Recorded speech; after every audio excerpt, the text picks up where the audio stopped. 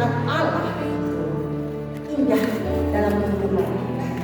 Kalau kita berada sampai saat ini, semua karena kasih dan karunia Tuhan. Kita boleh kedua kanan kiri kita mengkabarkan kita dengan senyum yang manis. Karena senyum adalah tanda kita hidup dalam kebahagiaan. Dan kebahagiaan itu adalah berasal daripada Tuhan. Karena dikatakan bahwa Tuhan itu adalah pokok tanggung yang benar. Dan kita adalah ranting-rantingnya. Di luar Tuhan, kita tidak dapat menentukan apa. Karena itulah kita berada di tempat ini.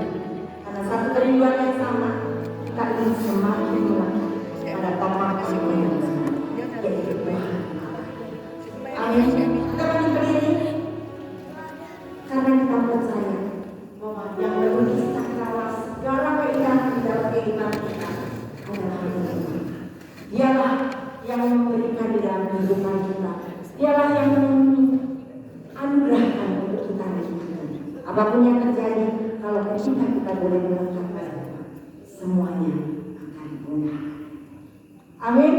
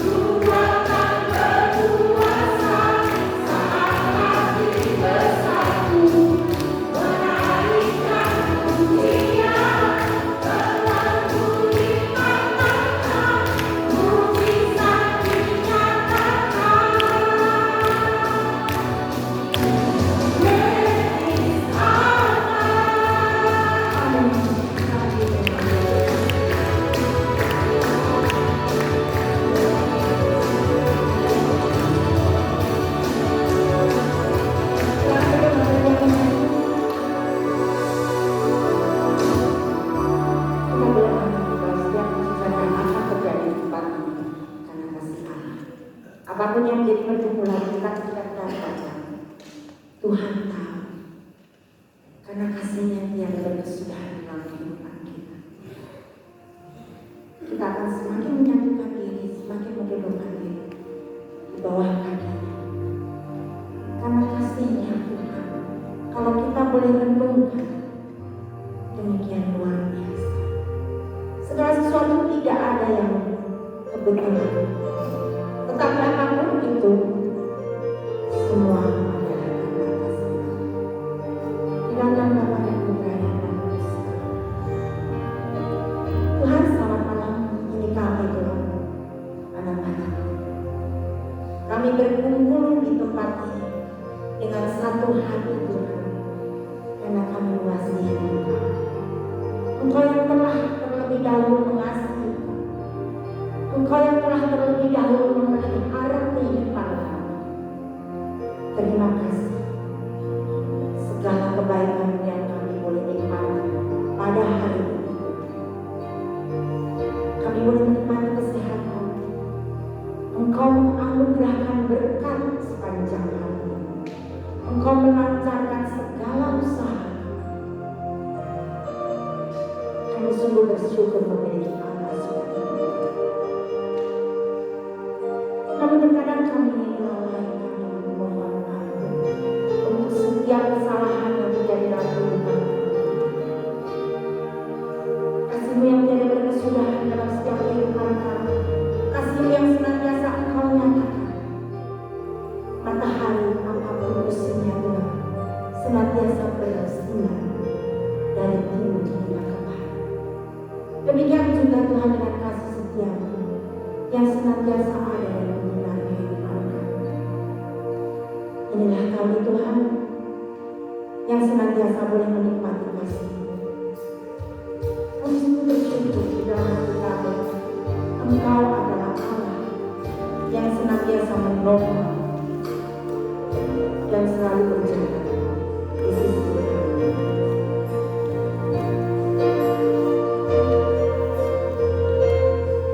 Seperti mentari yang bersinar, seperti itu kasih Allah,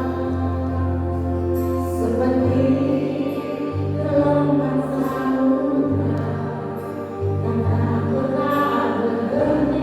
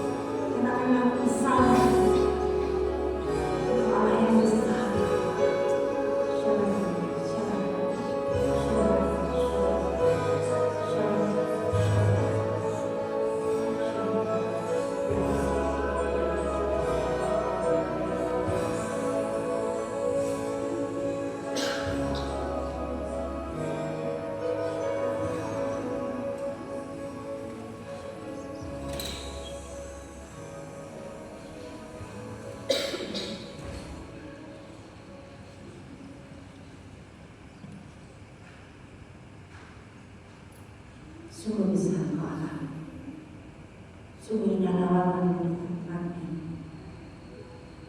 Hadirat-Mu memenuhi kehidupan kami di dalam ini ya Tuhan. Terima kasih. Kami tahu Tuhan, cinta kasih-Mu sungguh luar biasa. Biarlah segala pujian dan penyembahan Engkau menjadi persembahan di hadirat Tuhan. Saatnya kami siap Tuhan untuk membuka hati kami, sucikan dan kuduskan seluruh rangsa indera kami agar layak untuk menerima firman yang akan dibawakan oleh siswa. Kami tahu setiap kasih yang telah Kau turunkan bagi siswa. Urapan, berbicaralah. Kami tahu Roh Kudus yang bekerja melalui siswa. Segala kemuliaan Tuhan Kau nyatakan di tempat, karena kami percaya kasih setia-Mu dulu sekarang dan selama-lamanya tiada berakhir. Amin.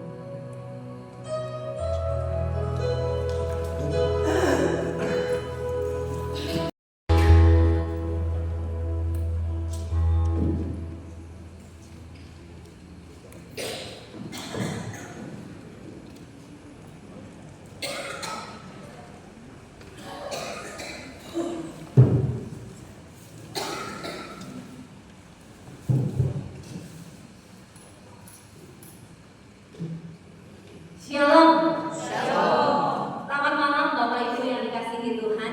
Senang sekali hari ini saya bisa kembali berada di tempat ini ya. Walaupun saya memang berasal dari PD Martinus, tapi senang sekali hari ini saya bisa berbagi sesuatu buat Bapak Ibu. Ya. Mungkin tidak perlu kenalan ya, ya, atau cuma perkenalan singkat ya.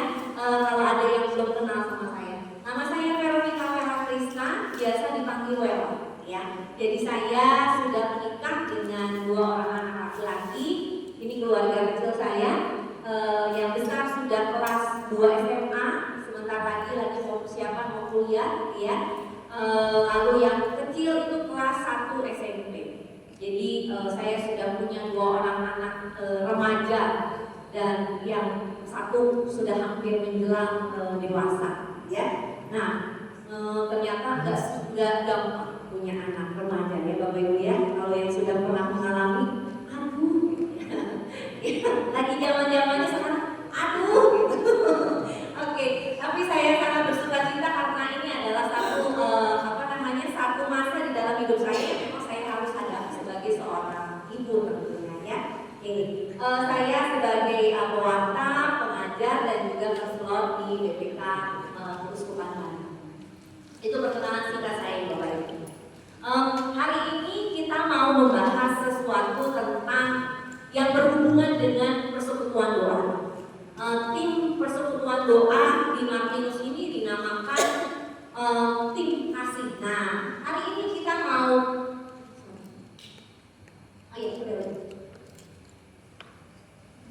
kita mau bahas tentang yang namanya kasih, ya. Kasih, kalau saya kasih di bawah ini mengalir tanpa. Kenapa kok dikasih subjudul bawahnya mengalir tanpa henti? Nanti kita mau bahas bareng-bareng Bapak Ibu ya. Kasih. Ayatnya saya ambil dari Yohanes 3 ayat 16. Saya yakin Bapak Ibu pasti sudah pernah baca ayat ini. Ya, kita boleh baca bareng-bareng ya Bapak Ibu. 3, 2, 1.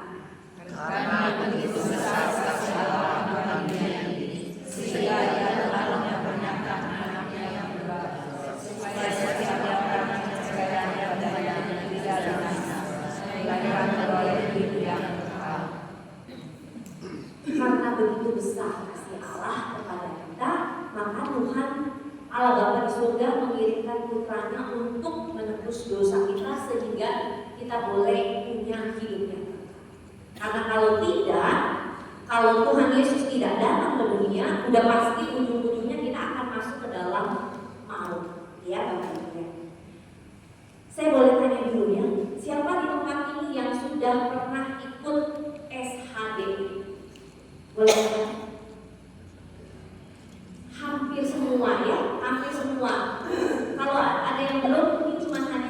2 orang, gitu ya. Jadi kalau saya lihat, Bapak Ibu, waktu SHDR, ingat nggak? Ada satu momen di dalam satu sesi di SHDR itu yang membuat kita benar-benar bisa merasakan kasih Tuhan.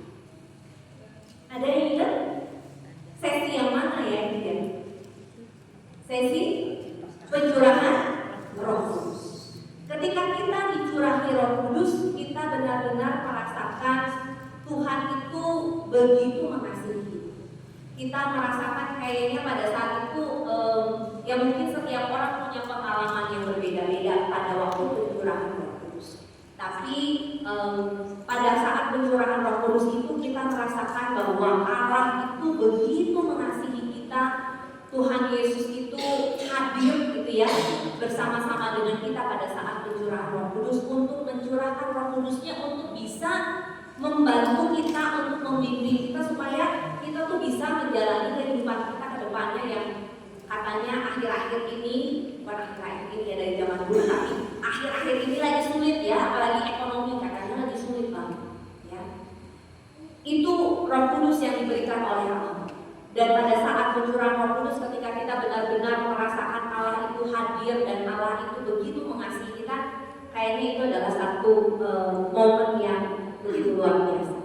Waktu minggu lalu kita ngadain praise and worship, Tuhan hadir, itu juga kita merasakan bahwa Tuhan begitu mengasihi. Ya, jadi kasih Allah itu sudah dinyatakan di dalam kehidupan kita. Kasihnya itu, nah, Yesus mengasihi kita waktu kita itu belum pantas. Waktu kita masih berdosa, Tuhan Yesus sudah mengasihi kita.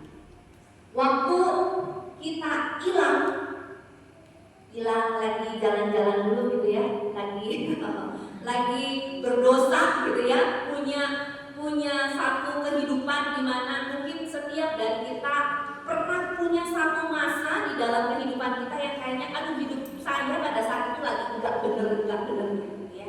Lagi menyimpang dari jalan Allah. Mau kecil mau besar penyimpangannya, tapi ada satu masa di dalam kehidupan kita yang lagi hilang, ya, lagi domba lagi tersesat, ya. Tapi waktu kita hilang, Tuhan Yesus datang hadir. Kalau kita mau flashback lagi kehidupan kita yang dulu, kenapa hari ini saya bisa ada di tempat ini? Padahal dulu ini saya pernah berada di dalam lembah kekelaman, lembah dosa, lembah apapun itu yang pokoknya jauh banget. Karena Tuhan cari kita dan tarik kita untuk kembali. Ya, itu besarnya kasih Allah buat. Lalu Tuhan Yesus juga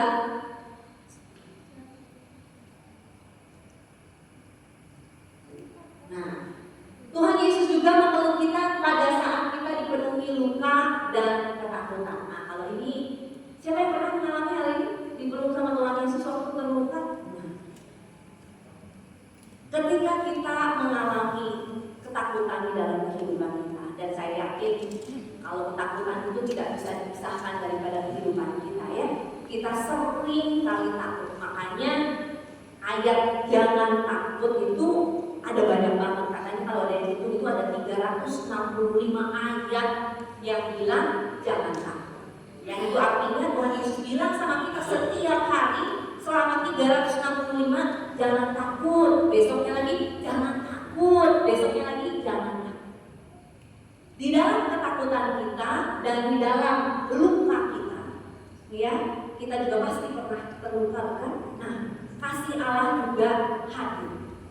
Kalau kita bisa menyadari hal itu, iya ya, waktu itu mungkin pada saat terjadinya saya sih nggak ngerasain kalau Tuhan Yesus itu sedang memeluk atau sedang mengobati luka saya. Tapi setelah berjalannya waktu mungkin kita baru sadar, iya ya, pada saat itu ada seseorang yang datang lalu memberikan penguatan misalnya, ternyata itu adalah bukti kasih Tuhan yang disalurkan kepada kita lewat orang-orang yang ditemui, ya, yang menemui. Itu kasih Allah kepada kita sudah dicurahkan begitu besar. Lalu Bapak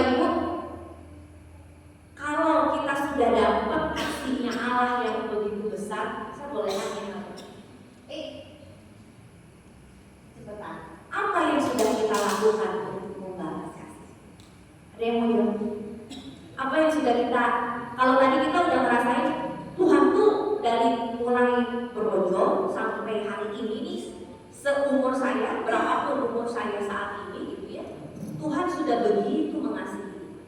Kalau saya mau tanya, apa yang sudah kita lakukan untuk membalas kasih? Apa sih? Setia. Ada lagi? Bersyukur, berbagi kasih. Ya, banyak hal yang bisa kita lakukan untuk membalas kasihnya Tuhan. Walaupun mau lakuin kayak gimana jungkir balik juga nggak akan pernah bisa balas kasihnya Tuhan. Tapi setidaknya kita mau menyenangkan Tuhan. Kita mau melakukan apapun di dalam kehidupan kita ini tujuannya buat menyenangin hatinya Tuhan. Ayatnya di dalam Yohanes 7 ayat 38 kita mau boleh baca bareng-bareng lagi ya. Bapak Ibu 3, 2, 1.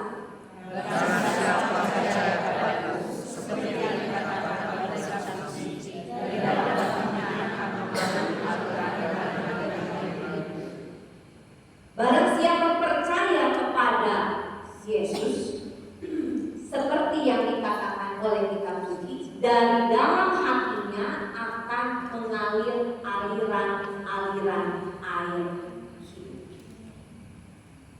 Apa sih yang kita bisa balas sama Tuhan ya? Ketika kita mendapatkan kasih Tuhan itu begitu besar dan memenuhi hati kita ya, hidup kita. Lalu apa yang bisa kita lakukan? Kita bisa mengalirkan aliran-aliran air hidup. Kenapa sih mesti dialirin, Bapak Ibu? Saya mau tanya dulu.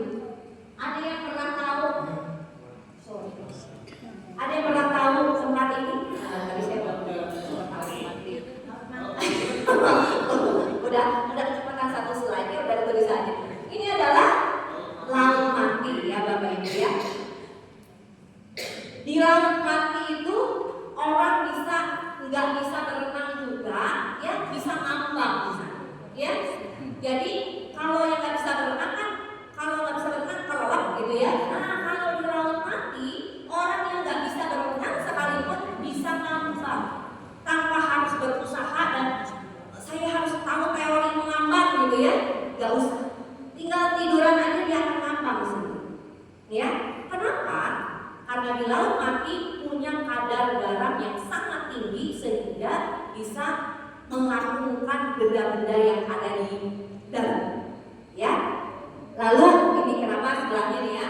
Di laut mati itu ada lumpur. Nah, lumpurnya itu biasanya buat masker ya, supaya mukanya kinclong gitu ya. Jadi kalau ke laut mati gitu ya, biasanya orang-orang akan mukanya tuh pada pakai lumpur itu karena akan bikin mukanya kinclong ya, jadi seluruh badannya juga gitu ya. Dan itu ada yang bisa katanya sampai kalau ada sakit kulit juga sakit kulitnya sembuh ya.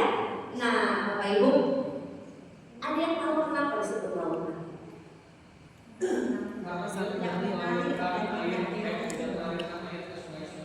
Nah, karena laut mati itu tidak mengalirkan air, betul ya. Kalau kita mau lihat, nggak bisa lihat.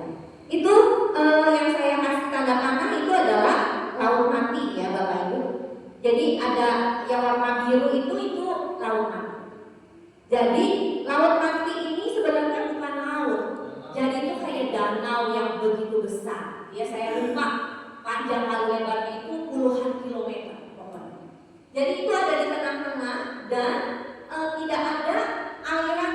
Kalau misalnya dia mengalir ke laut kan mestinya ada aliran ke laut ya. Jadi ini tuh tidak ada. Jadi di atasnya ini ada sungai Yordan itu mengalir dari atas. Nah, mengalir masuklah ke dalam laut mati ini.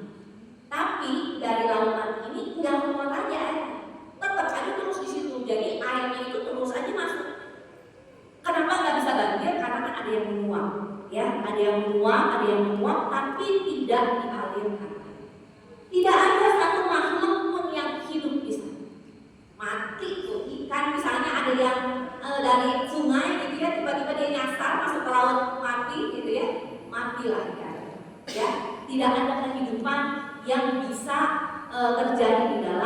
laut mati.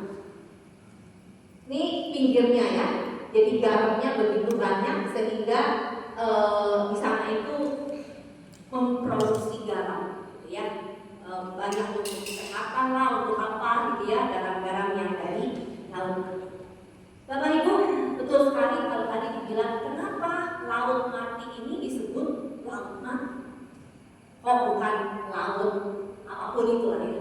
Ya karena di dalamnya tidak ada makhluk yang bisa hidup. Yang pertama itu karena semua isinya adalah gak ada yang hidup, semuanya mati istilahnya ya. Lalu yang kedua, laut mati juga disebut laut mati karena tidak ada aliran air yang keluar dari laut mati ini untuk mengalir ke laut atau ke tempat manapun. Jadi semuanya tertutup, maka tidak ada. Jadi kalau tadi Tuhan Yesus bilang, kalau engkau percaya kepadaku, maka dari hatimu akan mengalir aliran-aliran air hidup, bukan air mati ya, yang menjadi laut.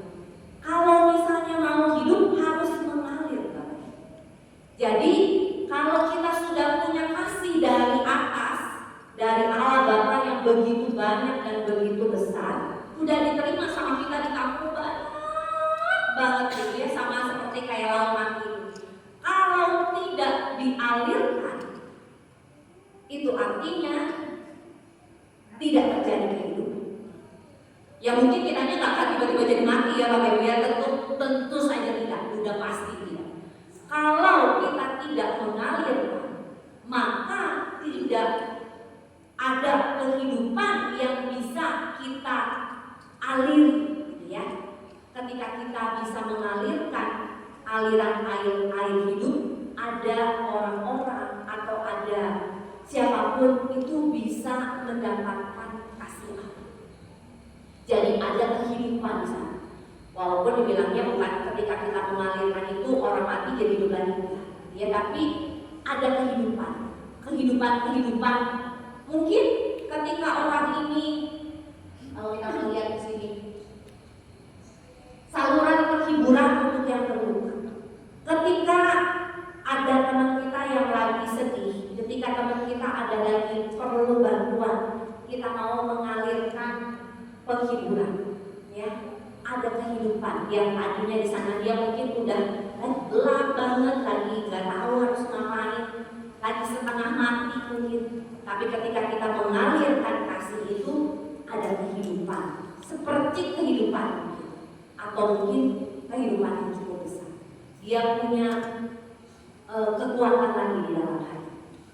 Lalu ada saluran pengharapan buat yang kehilangan arah, ya. Ketika kita tahu teman kita ini lagi salah arah, lagi bentar lagi masuk ke dalam jurang dosa, gitu ya, kita mau jadi saluran kasih tahu dia, jangan, itu nggak boleh, ya. Kita juga berarti mengalirkan air hidup. Lalu kita menjadi saluran pengampunan untuk yang bersalah. Kalau ada orang yang salah sama kita, ada orang yang nyebelin banget gitu ya, tapi kita mau mengampuni, itu artinya kita mau menjadi aliran air hidup. Lalu saluran kesetiaan untuk yang mulai goyah, gitu ya, mungkin imannya lagi goyah, terus habis itu kita ayo kita ikut yuk, kita ikut ke PD yuk, gitu. Misalnya kita ajarin, gua jemput, gua anterin, misalnya gitu ya. Nah, ketika dia lagi goyah tapi ada seseorang yang bisa bantuin dia untuk tetap teguh, kita mengalirkan air. Bapak Ibu, kalau kita tadi lihat ya, terus kalau saya mengalirkan air hidup kepada orang-orang yang ada di sekitar kita, biasanya kan kalau manusia suka nanya, terus untungnya buat saya apa? Betul ya? Buat saya apa kalau saya ngalirin air hidup? Kalau saya nguatin orang lain, apa? Gitu ya.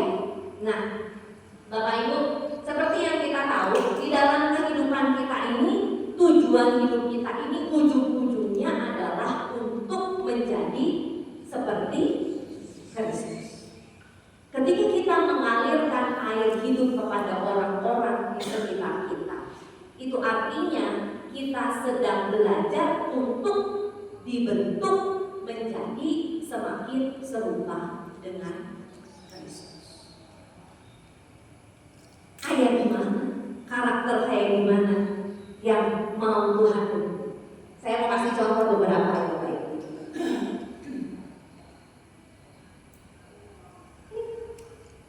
Nah, yang pertama, Tuhan Yesus mau membentuk kita menjadi pribadi yang rendah. Saya punya satu contoh di sini. Misalnya, ini kita mau bicara dalam lingkup persekutuan doa di dalam satu komunitas ya Bapak Ibu. Tapi nanti Bapak Ibu bisa terapkan ini juga di dalam kehidupan kita sehari-hari.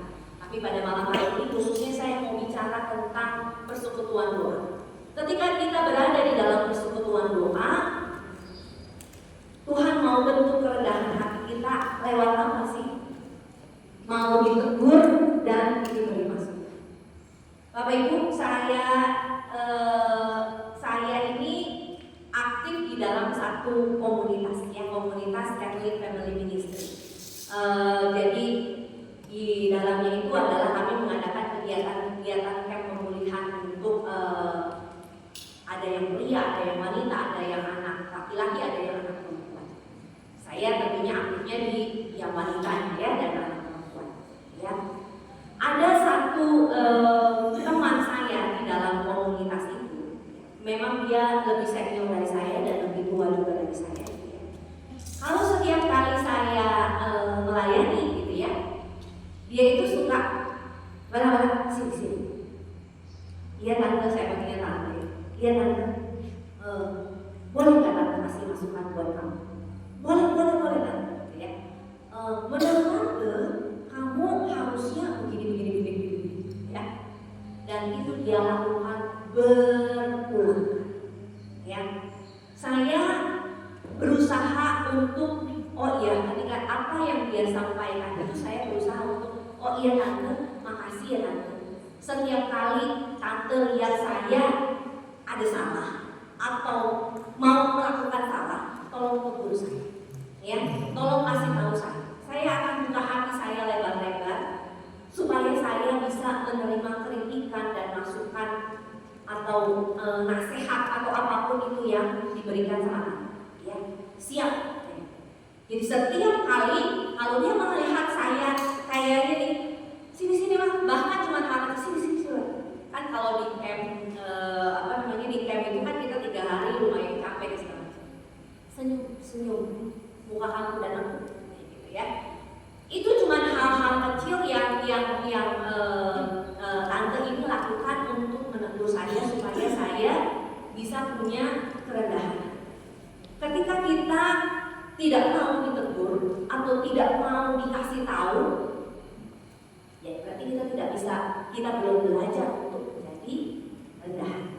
Ketika kita mau belajar untuk menjadi rendah hati, salah satunya adalah mau untuk ditegur, mau untuk diberitahu dan diberi nasihat. Ya, itu yang pertama. Lalu apa lagi? Yang kedua, kesabaran. Yang sudah berada di dalam komunitas cukup lama pasti kenal yang namanya kesabaran ini ya. Pembentukannya luar biasa, betul Bapak Ibu. Ini contohnya mau terus mendampingi ini berbagai macam contoh. Nanti saya akan kasih contoh-contoh. Mau terus mendampingi. Tadi saya bilang saya juga salah satu konselor BPK ya.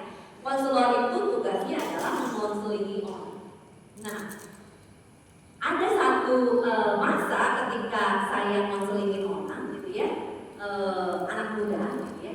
Ketika dia cerita segala macam, terus habis itu saya kasih tahu ya harusnya kamu begini ya. 2 minggu lagi dia datang lagi sama saya, Ci, gini.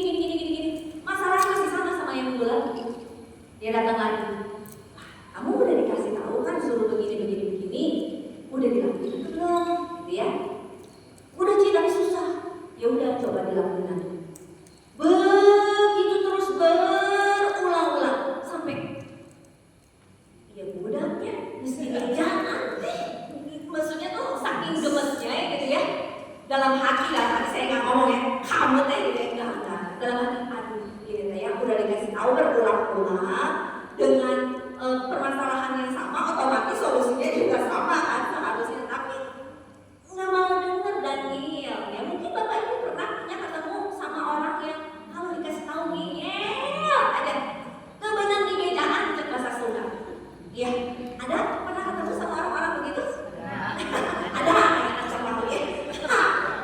Ternyata Bapak Ibu, kalau kita melihatnya orang ini kan nyebelin pisan, nggak akan pernah ada habisnya dan hati kita malah jadi kesel. Tapi kalau kita mau melihat dari sisi, oh Tuhan lagi ngajarin saya untuk bersabar, jadi saya harus bisa melewati ujian ini. Anggap aja itu ujian, tidak Bapak Ibu ya. Ketika kita berpikir kalau kita harus menjadi sabar karena Tuhan Yesus pengen kita jadi sabar, untuk melakukan itu akan jadi lebih mudah. Karena kita tahu tujuannya supaya saya jadi sabar, bukan untuk supaya nih anak ini teh apa ya, aduh kalau mikir udah nyebelinnya mah udah nggak mau bisa tahu, udah ngeyel segala macam. Nggak usah jauh-jauh itu ya, anak kita sendiri. Dari terbit matahari sampai terbenamnya kita ngomong ke dede ya.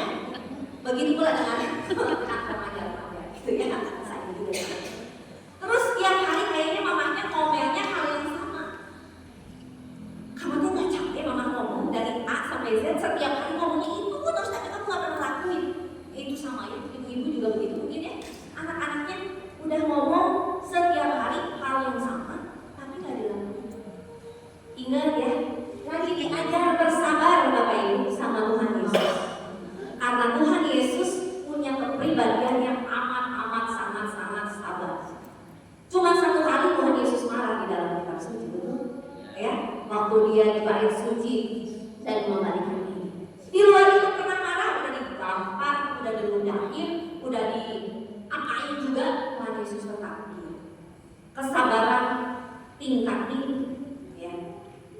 Kesabaran, contohnya mau terus atau apapun itu yang kita hadapi di dalam kehidupan sehari.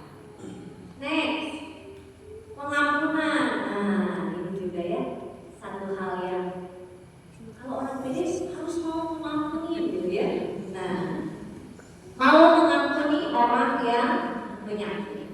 Tentu saja ya ini ya.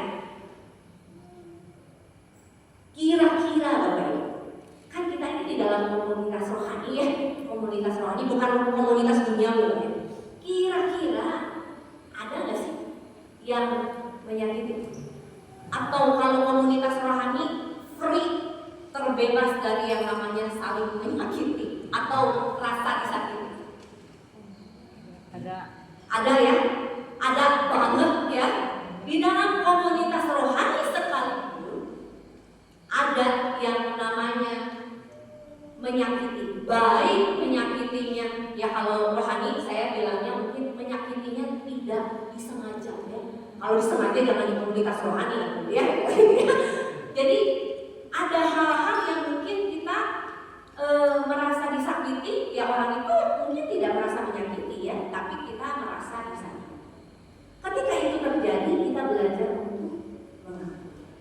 Saya pernah punya pengalaman ini, tentu saja pernah ya Bapak Ibu ya. Kan tadi ngomong tentang berada di dalam satu komunitas, gitu ya. Saya punya teman, gitu ya. Ini kejadian sudah lama, gitu ya. Saya punya teman, saya bareng-bareng sama dia, suka pelayanan dan lain-lain, gitu ya. Terus ada satu ketika, gitu ya, tiba-tiba ada salah paham antara saya sama dia. Ketika salah paham, bukan tiba-tiba, setelah salah paham itu terjadi, saya dan dia itu menjadi sangat terpisah, ya. Padahal dulunya teman yang cukup sangat dekat. Tapi kejadian itu membuat dia punya geng sana, saya punya geng sini. Ya. Jadi punya dua kubu yang berbeda. Padahal kami tadinya bareng-bareng. Waktu itu saya berpikir begini, kok dia tuh jahat bisa nih sama saya? Kenapa dia kayak begini? Dia tuh nggak ingat ya selama ini bertahun-tahun gitu ya, saya temenan sama dia, tapi kok dia melakukan ini sama saya?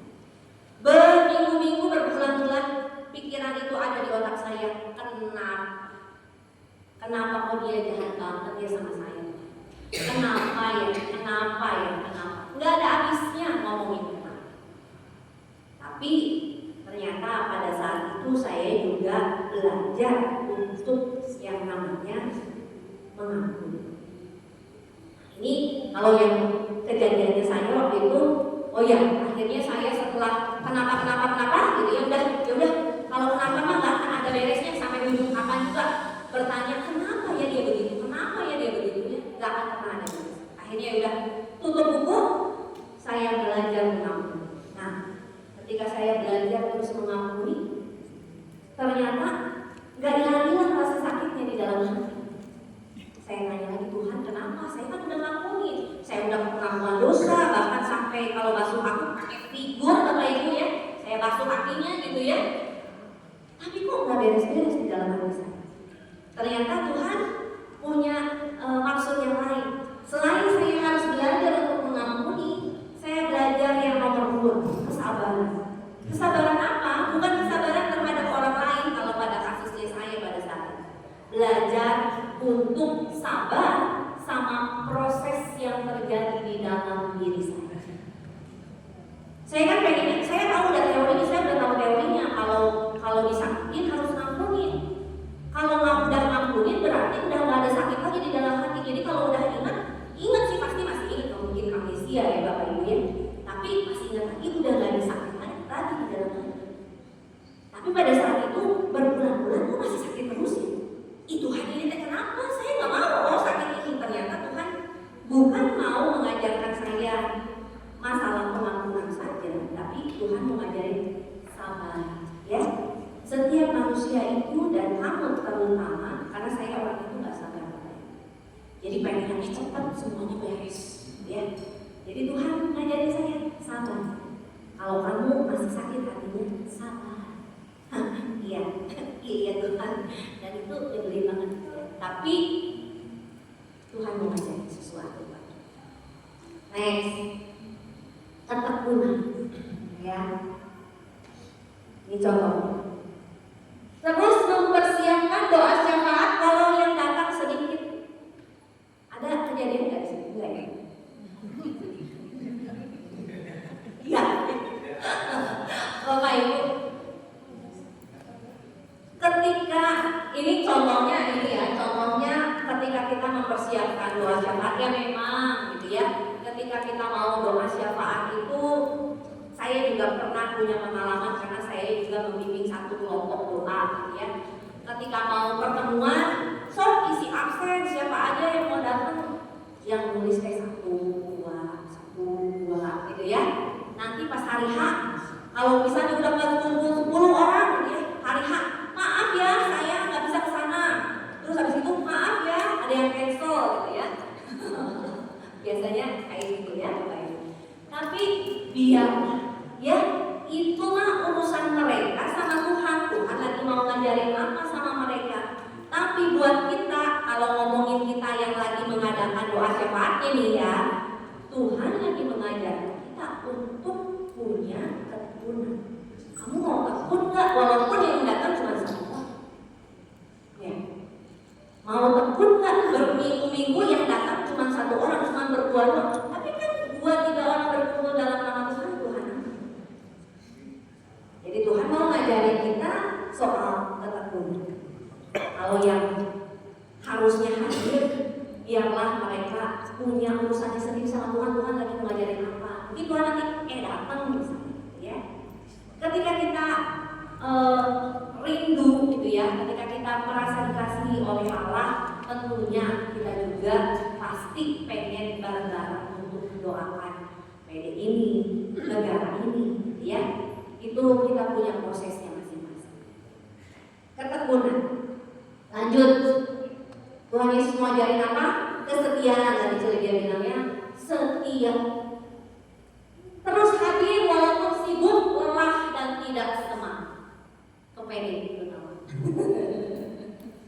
Ya, kadang-kadang kita pasti lelah ya, capek gitu ya. Udah kerja dari terbit matahari sampai terbenamnya gitu ya. Bahkan belum matahari belum terbit aja saya udah pergi misalnya ya.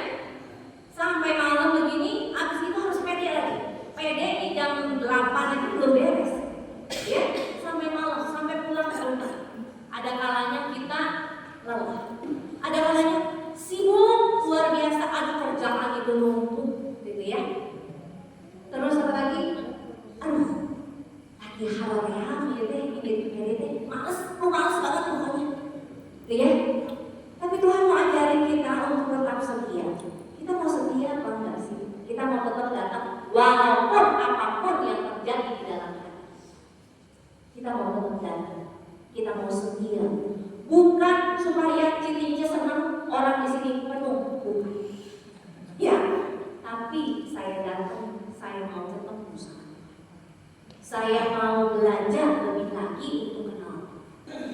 Nah, jadi motivasinya adalah selalu untuk Tuhan. Ya. Kalau untuk manusia mah hari ini iya, besok enggak. Hari ini semangat, besok tidak semangat. Ya. Nah, empati dan kepedulian, mengunjungi yang sakit dan tidak hadir. Ini tugas siapa ya? Kontak kasih. Nah, ketika menjadi anggota kontak kasih, salah satunya kita juga belajar untuk punya empati terhadap orang lain, untuk bisa peduli sama orang lain. Mungkin yang kita datangin itu, Pak, kenapa udah lama banget gak datang? Terus dia cerita lah dari awal ke akhir, misalnya saya lagi punya masalah ekonomi lah, apalah segala macam, lagi gak punya uang, gak lagi PHK segala macam. Kita belajar untuk peduli sama orang lain.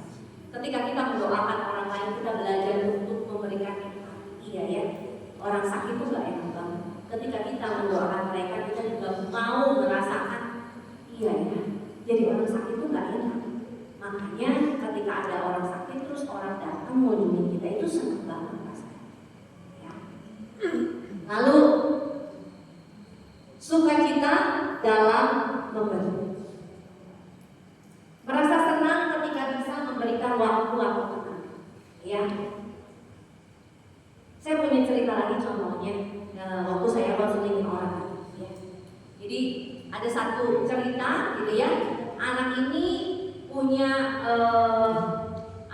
punya masalah di dalam keluarganya, dan setelah konseling itu dia baru ternyata saya itu kecewa sama keluarga ya. Karena dia datang ke saya, enggak, saya nggak kecewa, saya nggak sakit hati, enggak. Tapi ternyata itu adalah wujud kecewanya dia. Sampai dia benar-benar gak mau tahu sama apa yang dilakukan oleh keluarga. Lalu pada saat saya kasih tahu ternyata begini dari sudut pandang yang mungkin dia belum tahu, dia ya. Lalu besokannya dia cerita di depan, dia bilang, saya bersyukur kemarin ini saya ketemu sama Jiwela dan Jiwela bukain pikiran saya. Ya, jadi saya tahu ternyata ini loh yang terjadi dalam hidup saya. Pada saat itu saya merasa sukacita di dalam hati saya. Bukan karena saya bisa bantuin dia, tapi karena saya berterima kasih karena Tuhan mau pakai saya untuk bukain hatinya. Melalui saya bisa mengalirkan air hidupnya. Sukacita dalam memberi. Kan orang bilang ya, kalau misalnya untuk memberi itu pasti akan lebih menyenangkan dibandingkan menerima. Coba ya, ketika kita memberi, rasanya pasti jauh lebih menyenangkan daripada ketika kita menerima. Lalu yang terakhir, sebenarnya buat terakhir ya, tapi kalau banyak banget nanti gak selesai. Yang kedelapan, kelembutan. Ya, menegur dengan kasih tanpa intimidasi. Contoh. Seperti yang tante tadi lakukan sama saya ya, dia menegur dengan kasih, bukan beres ini Pak, kamu ya, mestinya kamu tidak usah gitu. Enggak begitu bahasanya Bapak Ibu. Menegur dengan kasih, ada kelembutan. Kalau menurut tante, mestinya begini. Kan tujuannya sama ya. Tujuannya sama, ada caranya aja berbeda, sama pilihan katanya. Tapi apakah yang satu tujuannya tercapai, yang satu tujuannya tidak tercapai? Jadi ketika kita mau menegur seseorang, kita belajar untuk menjadi lemah lembut. Ya, menegur dengan benar, menegur dengan hikmat. supaya orang yang ditegur juga bisa menegur. Ya, kita belajar tentang kelembutan. Tuhan Yesus menegur orang, sering banget Tuhan Yesus menegur orang. Ada orang berdosa, Tuhan Yesus bilang, nah itu ya, yang dilemparin, mau dilemparin batu. Siapa yang gak punya dosa, suka lempar dulu, ya. Lalu setelah mereka pergi, karena semuanya pasti berdosa. Lalu si wanita ini diam terus di situ, dan Tuhan Yesus samperin dia. Gak ada yang lemparin kamu, gak ada Tuhan. Tuhan Yesus bilang, bertobatlah dan jangan berbuat dosa. Ya, coba kalau dari Allah, kamu jadi wanita pezina gini, nggak akan masuk ke dalam hati. Tetapi ketika kita menegur dengan kelembutan, dengan kasih, pasti apa yang mau Tuhan sampaikan itu nyampe ke hati. Ya. Belakangan cukupnya nanti kita lanjutkan di lain waktu ya, karena masih banyak Tuhan, karakter Tuhan Yesus yang mau Tuhan Yesus bentuk di dalam kehidupan.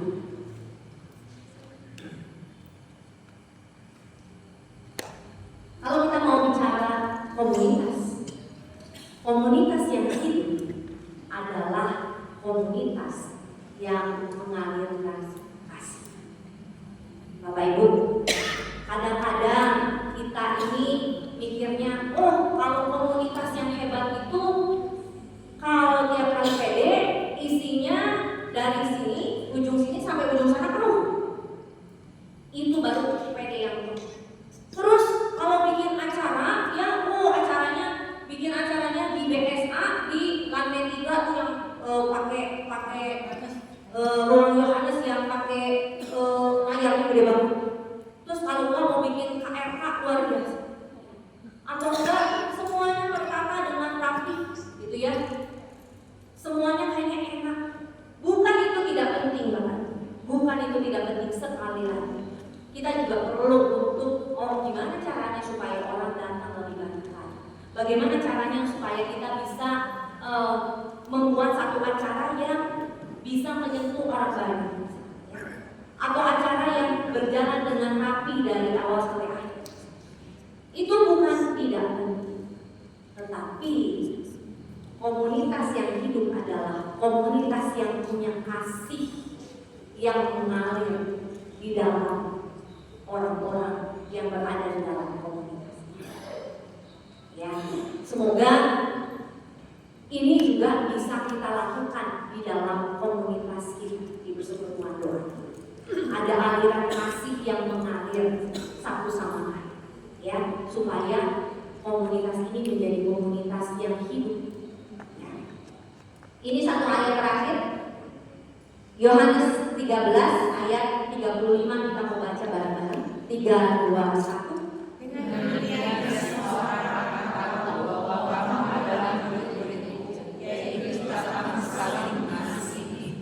Nah, gimana caranya bahwa Tuhan Yesus kemanapun kita pergi, dan kalau kita pergi kemanapun kan kita dibilangnya harus memancarkan Kristus gitu ya. Nah, gimana caranya memancarkan Kristus?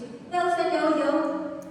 Jika kamu saling mengasihi, maka orang akan bukan orang akan tahu loh, semua orang akan tahu bahwa kamu adalah murid-murid.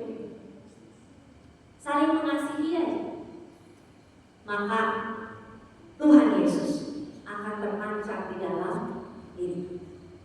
Ya, itu sharing firman saya pada malam hari ini. Kita mau bareng-bareng, kita mau tutup dengan doa. Kita mau nyanyikan satu lagu.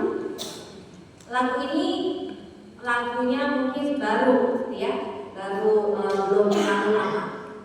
Tapi lagu ini membuat saya berpikir, sebenarnya tujuan hidup kita di dunia ini apa sih?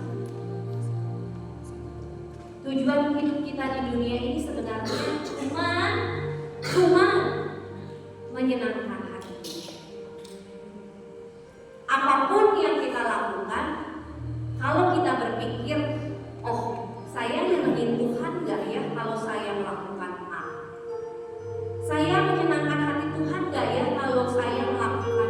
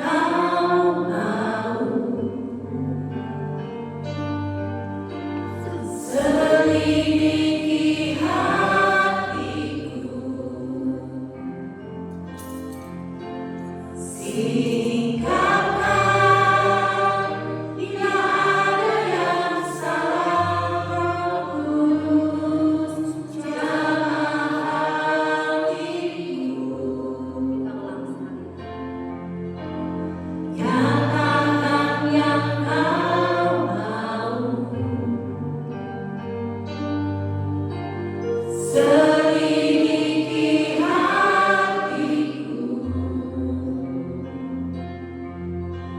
sikapkan bila ada yang salah. Roh Kudus jamah hatiku, hati yang hancur kau berkenan, hati yang taat yang kau cari, Hati yang taat yang kau cari. temukanlah hati yang berkenan, temukan di hidupku. Hidup kami Tuhan. Jauhi dari gemerlapnya dunia ya Tuhan.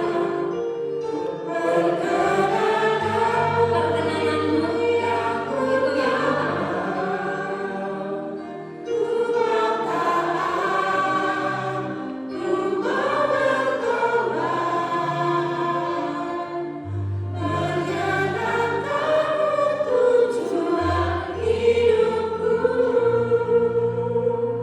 Demi nama Bapa dan Putra dan Roh Kudus. Amin. Allah Bapa yang bertahta di dalam surga, menyenangkanmu. Itulah tujuan hidup. Kami mau terus belajar ya Tuhan. Kami mau terus belajar untuk mengalirkan kasih yang telah kami terima, yang begitu besar telah kami terima sepanjang kehidupan kami. Kami mau mengalirkan itu kepada orang-orang yang ada di sekitar kami. Walaupun mungkin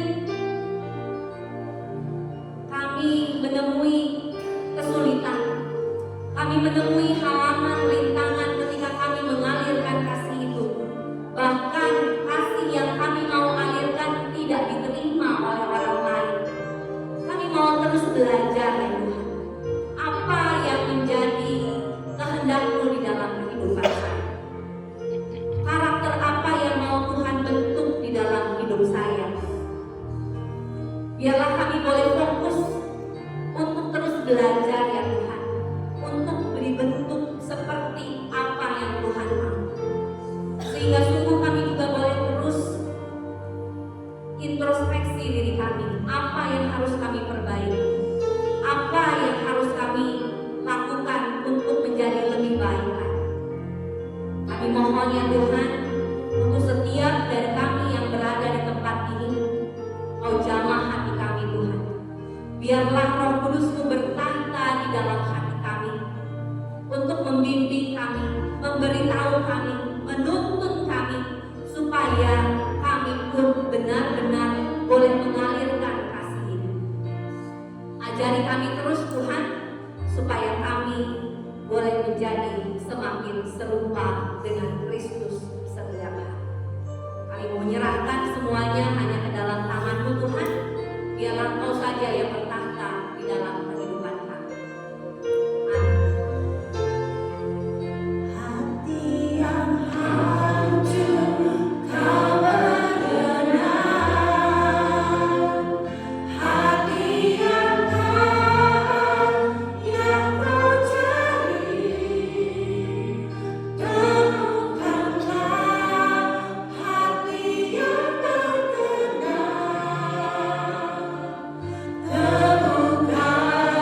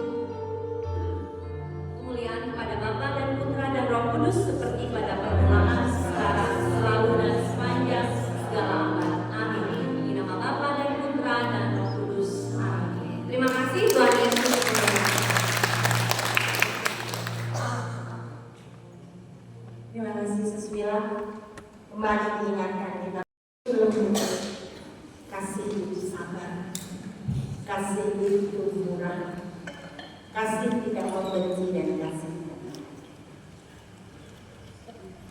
jangan senantiasa satu dengan yang lainnya saling mengasihi. Kita sudah menerima berkat Tuhan secara alami. Ini saatnya kita akan memberikan persembahan. Kita ingin memberikan yang terbaik. Kita tahu bahwa Tuhan senantiasa mencukupkan segala keperluan kita. Karena kita memiliki Yesus yang setia. Meskipun apapun yang kita lakukan, Tuhan tidak melakukan apa-apa sepertinya, tapi kita percaya bahwa Tuhan mencukupkan segala sesuatu yang kita butuhkan.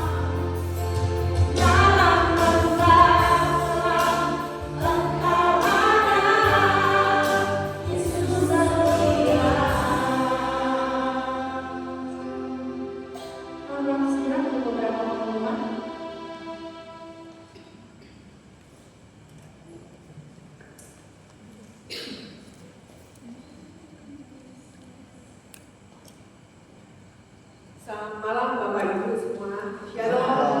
Shalom. Selamat malam Suswela. Terima kasih sudah bawakan.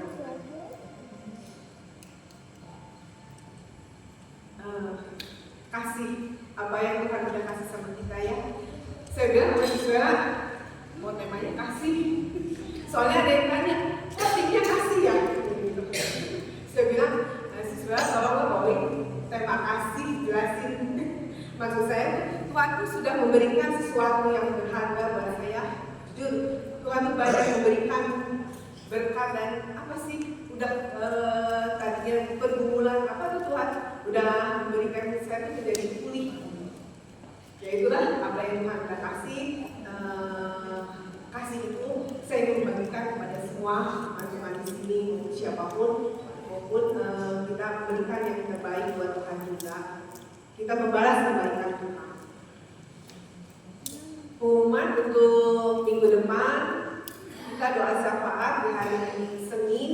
Nanti saya infokan jam berapanya melalui share dulu. Untuk latihan ujian di hari Rabu ya jam 6.30. Untuk Kamis depan akan dibawakan oleh Bro Charles, taat dan setia. Kami tunggu kehadiran Bapak Ibu semua untuk kembali datang dari Matius.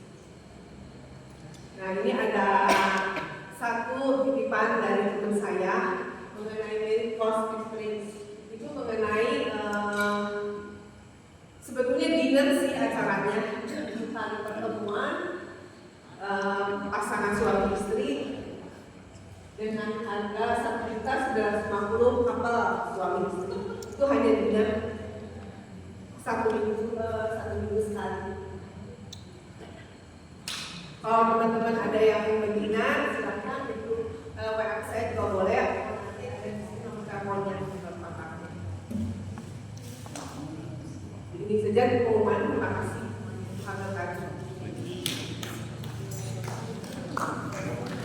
Terima kasih teman-teman yang terkasih. Kembali kita diingatkan untuk mengasihi karena hal yang mudah. Tapi kita percaya bahwa bersama Tuhan, kalau kita menjadikan Allah jadi sumber kekuatan, maka kita akan menjadi kuat. Kita bangkit berdiri, kita katakan Allah sumber kekuatan, karena disitulah kita mampu melakukan apa-apapun juga. Dengan menjadikan Allah sumber kekuatan.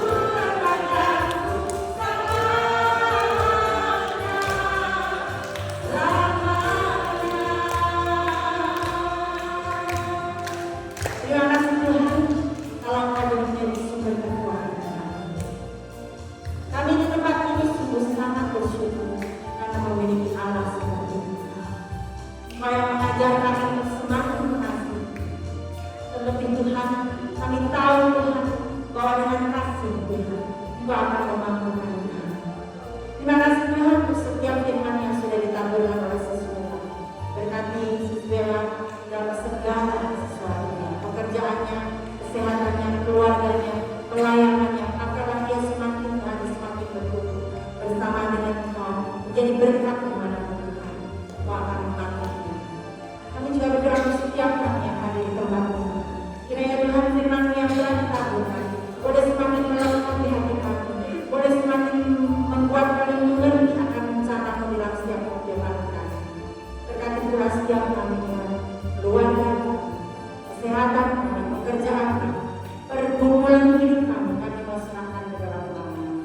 Sebentar kami satu dengan yang lainnya akan berpisah, kami kembali pada aktivitas kami masing-masing. Kami percaya Tuhan, Engkau akan menjaga kami, melindungi kami, memberkati kami, melibatkan kami di tempat dengan selamat tanpa kekurangan suatu apapun, dan kami boleh menjadi berkat bagi sesama kami, terlebih bagi keluarga kami. Karena kami tahu Engkau adalah Tuhan dan pengantara kami yang hidup dan berkuasa sepanjang segala masa. Dalam nama Bapa dan Putra dan Roh Kudus. Amin.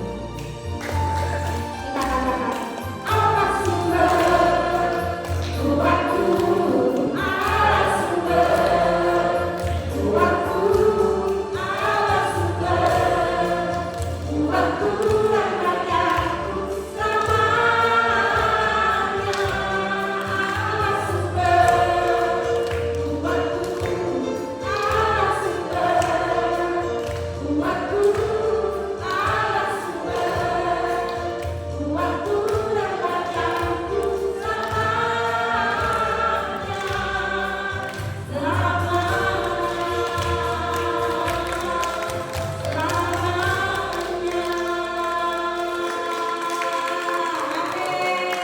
Tuhan memberkati kita semua dan kita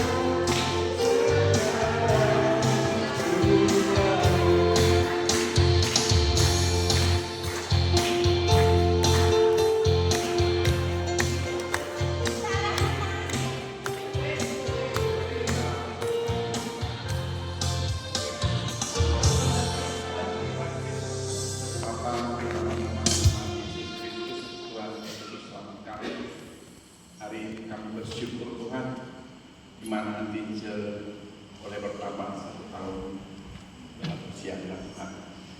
Berkati dia hari-hari ke depan Tuhan. Biarlah Tuhan senantiasa mengiringi menyertai setiap langkah hidupnya. Berkati dalam setiap tugas pekerjaannya. Berkati juga dalam pelayanannya sebagai koordinator PDPKK Santo Martinus. Biarlah juga boleh menjadi berkat bagi banyak orang di tempat ini, sehingga banyak jiwa-jiwa bahkan banyak jiwa-jiwa menangkan Tuhan. Berkati suaminya, berkati anak-anaknya Tuhan. Kami percaya Engkau senantiasa hadir di tengah-tengah kehidupan mereka. Terima kasih Tuhan Yesus, terima kasih untuk kasih-Mu yang begitu besar. Tuhan kami senantiasa mengucap syukur kepada-Mu. Bapa kami yang ada di surga, dimuliakan namamu, datanglah kerajaan-Mu, jadilah kehendakmu di atas bumi seperti di dalam surga. Berilah kami rezeki pada hari ini, dan ampunilah kesalahan kami, seperti kami mengampuni yang bersalah kepada kami. Dan janganlah masukkan kami dalam pencobaan, tapi bebaskanlah kami dari yang jahat. kemuliaan kepada Bapa dan Putra dan Roh Kudus. seperti pada permulaan, sekarang, selalu, dan sepanjang segala abad. Dalam nama Bapa dan Putra dan Roh Kudus.